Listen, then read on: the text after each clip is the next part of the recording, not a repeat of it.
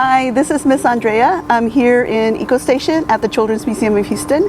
I'm bringing you a Christmas project today, a little ornament, the Clothespin reindeer. And this is a project that is sponsored by the City of Houston through the Houston Arts Alliance. And I hope you enjoy this project. So these are the supplies that you'll need for today. You're going to want, I had brought a variety of clothespins, so you can get these like at a hobby store.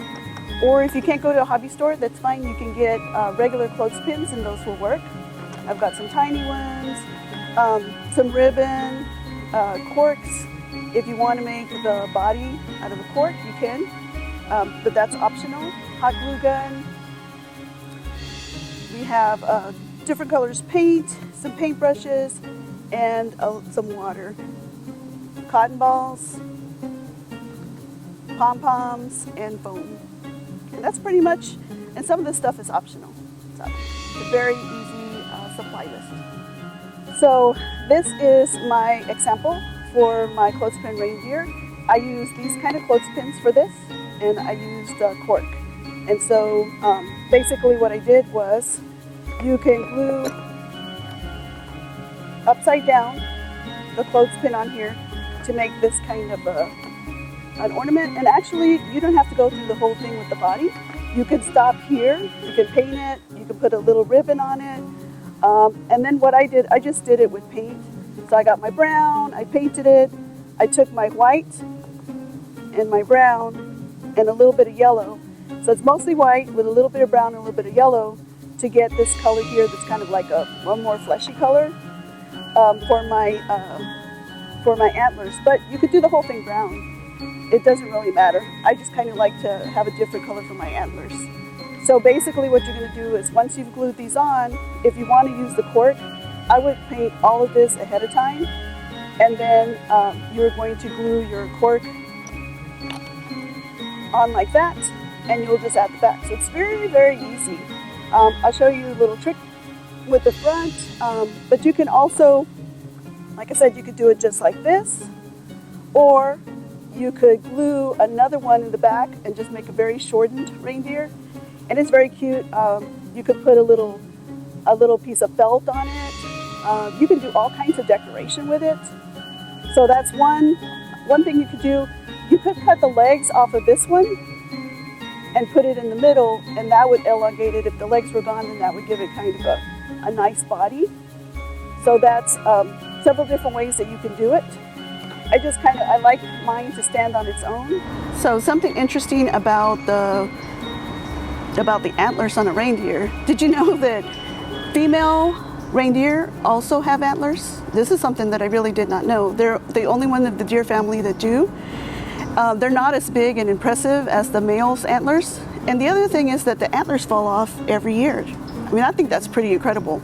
The antlers fall off and then they grow bigger the next year. So on males, they fall off in November. And with the females, they retain their antlers until they have babies in May. So I thought that was pretty interesting. And then there's a lot of adaptations with reindeer. The reindeer, they have these hoofs that are cloven, which means that they do a little split, and that gives them more surface area to be able to sit on the cold, on the ice and the snow where it's softer. Because they're in the Arctic and the North Pole and the Siberia, they're in very, very cold places. And the other adaptation they have is that their fur, their hair actually has it's hollow, like straw, so it retains heat a lot better. So animals adapt to the environment they're in, and they've adapted to a very cold environment. So that's just something interesting about reindeer that I thought you might be interested in. We can use these kind of clothespins if you're not able to get the ones that I have here from the hobby store. With this ones, I used googly eyes and I used foam. You can use also pom-pom. I don't have a red pom-pom, but you can see how it would stand out. You can use different sizes for the nose. You want to make it bigger. And the way that you put these together is that you can hot glue them. So this is where our hot glue comes into play. Or if you don't have hot glue at home, the other thing you could do is you could take a popsicle stick and you could put it together with a popsicle stick. And you can stop there and make your decoration like that, or like the other one, you can add a back part to it. So I still think they're pretty cute. I mean, there's something that it's really nice about just doing decorations together as a family. And so these are things that you can find at your house. They're easy to do. If you don't know how to paint, you can use other things. When you bring into it the ribbon, it also adds a lot of pizzazz. And so once you start playing around with your ribbon, if you have felt at home, you can play around with felt. You could put lights around the little antlers. There's all kinds of different things that you could do. You could play around with different colors. I really like the idea of just maybe putting a little bow here. So there's all kinds of things that you can do with that to art it up. I just wanted to give you the idea and the structure on how to do it. And then really you can take artistic license.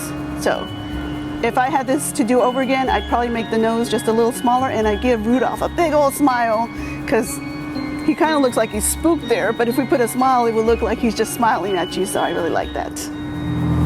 So this is Miss Andrea signing off. I hope you guys have a very Merry Christmas, and I hope you enjoy the project today.